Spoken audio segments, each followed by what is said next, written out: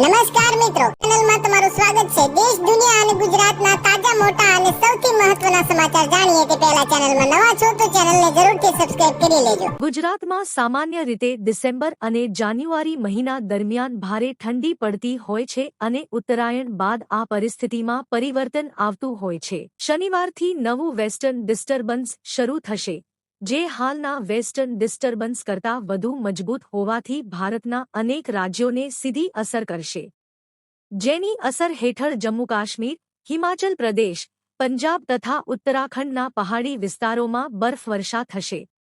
તેની અસર હેઠળ પશ્ચિમ ઉત્તર પ્રદેશ, હરિયાણા અને પંજાબમાં ગાઢ ધુમ્મસ જોવા મળશે। જો કે તેની ગુજરાત ઉપર સીધી અસર નહીં જોવા મળે અને અહીં ધુમ્મસભર્યું વાતાવરણ નહીં જોવા મળે।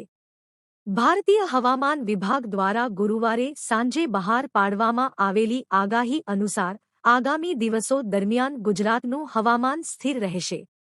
આ દિવસો દરમિયાન આકાશ ચોખ્ખું રહેશે અને 2-3 ડિગ્રી જેટલું તાપમાન વધી શકે છે, જેની અસર મુખ્યત્વે સૌરાષ્ટ્ર અને કચ્છના દરિયાકિનારાના વિસ્તારોમાં જોવા મળશે। એ પછી સોમવારથી ગુજરાતનું તાપમાન ઘટવાનું શરૂ થશે, જેની અસર આગામી સપ્તાહ દરમિયાન જોવા મળશે।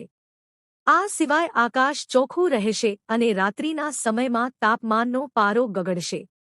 ઉત્તર ભારતના રાજ્યોમાં વેસ્ટર્ન ડિસ્ટર્બન્સની અસર હેઠળ શિયાળામાં હિમવર્ષા થાય અને ઠંડી પડે છે।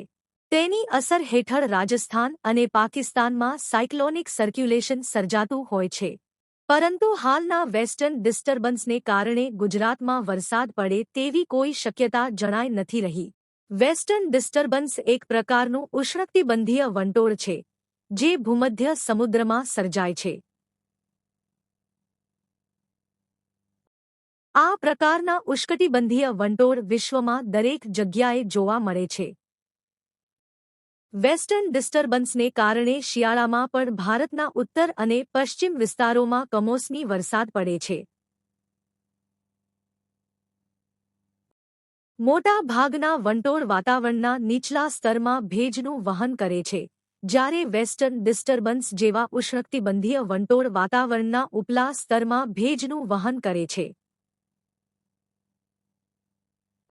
ભારતના કિસ્સામાં જ્યારે વેસ્ટર્ન ડિસ્ટર્બન્સ હિમાલયના પહાડોનો સામનો કરે છે, ત્યારે ઉપલા સ્તરમાં રહેલા ભેજને કારણે વરસાદ પડે છે।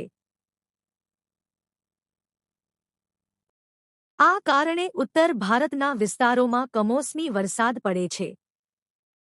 વેસ્ટર્ન ડિસ્ટર્બન્સની સિસ્ટમ જો વધારે મજબૂત હોય તો તેની અસર ગુજરાત, રાજસ્થાન, મધ્યપ્રદેશ અને મહારાષ્ટ્ર સુધી વર્તાય છે।